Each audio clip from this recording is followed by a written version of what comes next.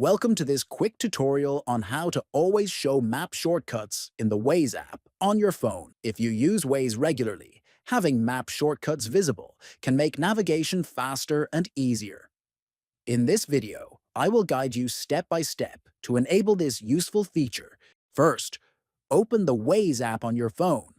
Next, look at the top left corner of the screen and tap on three horizontal lines. Then, from the menu that appears, tap on Settings.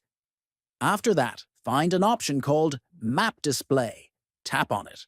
Next, scroll through the map display options until you find Map Shortcuts. Tap on Map Shortcuts to open its settings. Finally, you will see a toggle labeled Always Show. Turn this option on by tapping the switch. Once enabled, your map shortcuts will be visible on the main map screen whenever you use the Waze app. This makes it easier to access your favorite places, recent destinations, or commonly used shortcuts quickly. Thanks for watching, and don't forget to subscribe for more helpful app tips.